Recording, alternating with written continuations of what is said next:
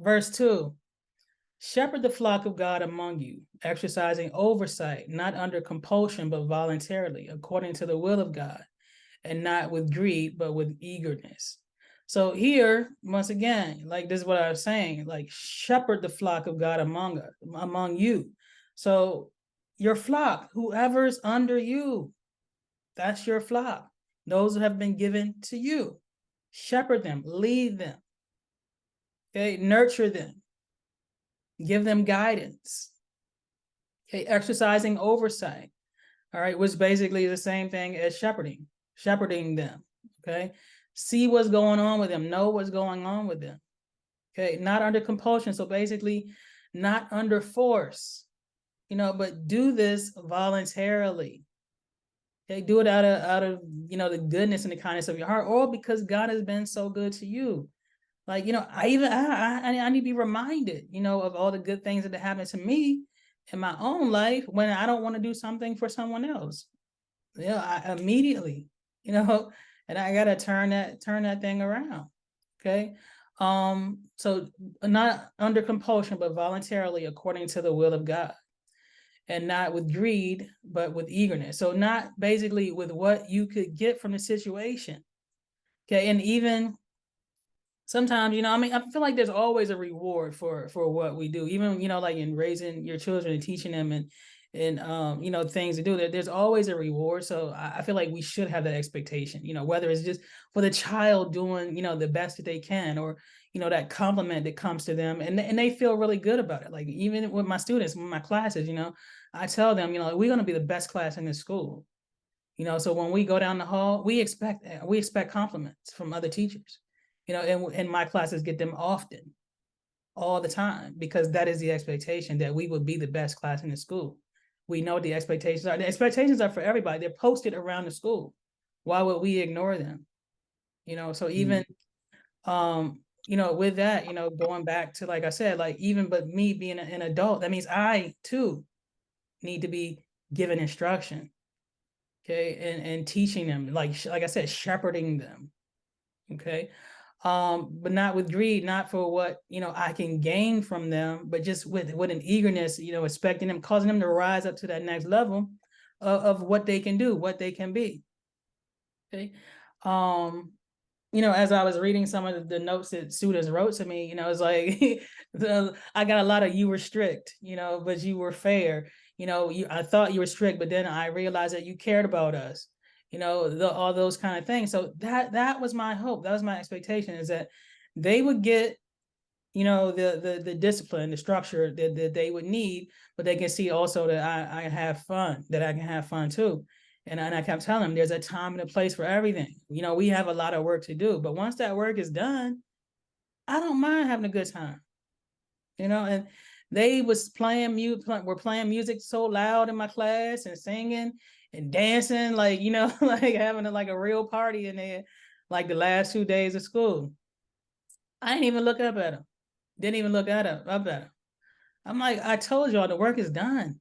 The work is done. It's time to sell. You've earned this moment. But it can't just all be a party. It can't all just be work. We got to have a good balance. So, so with so I feel like, once again, keep being mindful. There's not for what you can gain, because you may not see it immediately, but you're doing this, let me say, according to the will of God, because that's what he desires of you, that you would shepherd the flock. So basically those that were given to you, and you exercise oversight over them. So be diligent in that work.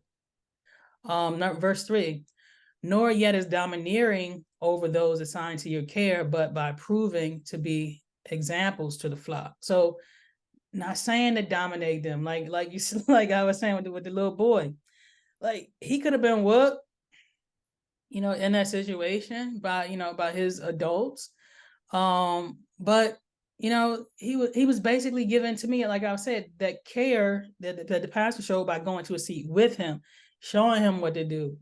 And it's like because at first I was, I get heated. I don't like disrespectful children. I just don't. I just don't think it should happen. But it does happen. So, like, what do you do in that situation? Are you going to show wisdom and show care, or, are you going to dominate them. And that's where, like I used to tell my students too, I'm like, corporal punishment is not illegal in Virginia. Well, at school it is. I'm talking about for parents. It's not illegal in Virginia. So your parents can technically whip you. Okay. Abuse is illegal, but corporal punishment is not. So even with that, you have to know what the guidelines are, even for that. So, and here, God is telling, the word of God is telling us, not domineering over those that are assigned to your care, but by proving to be an example. So once again, that requires work on the parents' behalf, on the parents' part. So there's something that you have to do. Like I was talking about earlier, you have to get up off the couch. You have to maybe turn the TV off to give this instruction. And then here, verse 4 says, and when the chief shepherd appears, you will receive the unfading crown of glory. So there is a reward. Like that's what I'm saying. Like God doesn't leave us without something, and I like it'll point this out to you a couple more times in here. And even that verse 1 right here, where it says partakers of the glory that is to be revealed. So it's telling you when it's going to be revealed, when the chief shepherd appears. You will receive the unfading crown of glory. So what your temporary things or the immediate things are temporary, but there's going to be a crown of glory for you. So everything, you're not just going to get a trophy or award for participation. This gave you some instructions to shepherd the flock, to exercise oversight, and to do it voluntarily, to do it with eagerness, okay, to do it with care, to be an example. Right? So this is how you get your crown of glory. Okay. It's a reward. But then here, like that was the instruction to the parent. But here now we're going back to the children, because it says you younger men. Yeah, and you can lump girls in there too, females in there as well. You younger men, you younger people, likewise be subject to your elders. So basically submit to your elders. Okay, submit to your elders, listen to them, realize that there is an order. Okay, submit, be subject to them. You realize that you are under them, whether you think you're equal or not. You're not. You're not.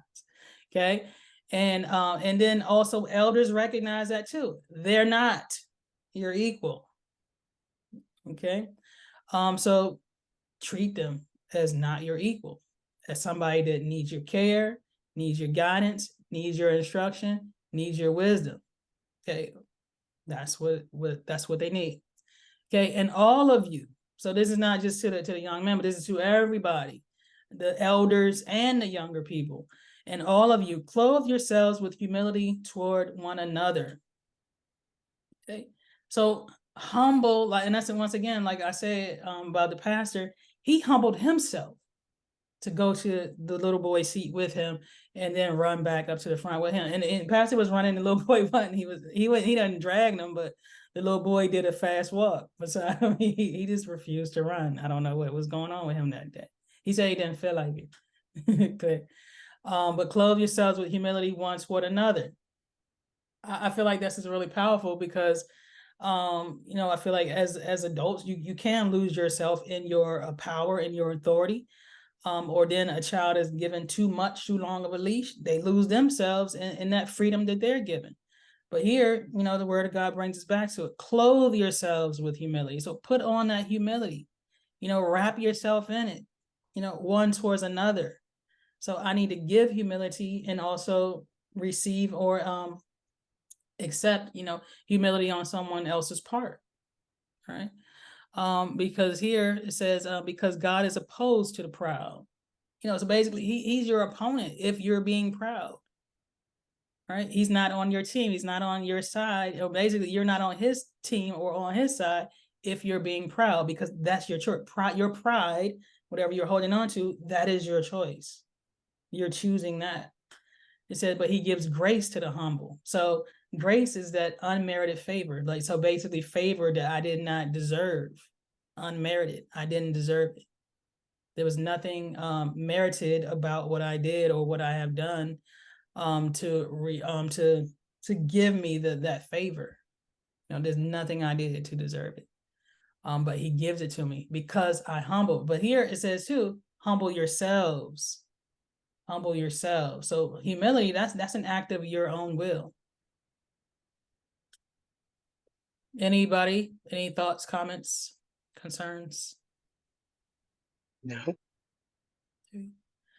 All right, here, verse 6. Therefore, humble yourselves under the mighty hand of God, so that he may exalt you at the proper time. So once again, I said humility, that's an act of your own will. Okay.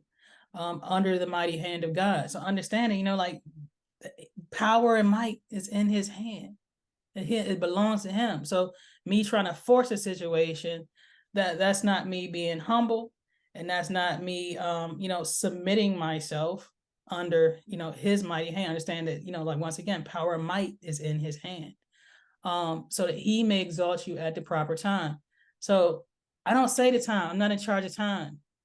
I'm not in charge of the proper time. Things that I think should happen within a certain time, fruits or rewards that I think should be happening at a certain time. I'm not in charge of that. I'm in charge of the effort. That's what I'm in charge of. Okay.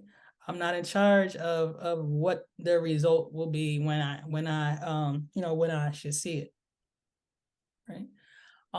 But in here, verse 7, having cast all your anxiety on him because he cares about you.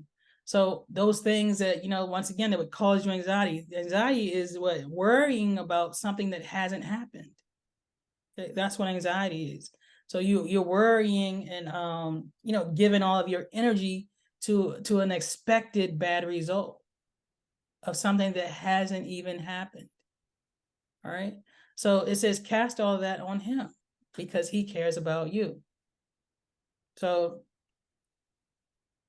I know, at times, from conversation that, you could feel like your effort is not yielding those results, the results that you desire.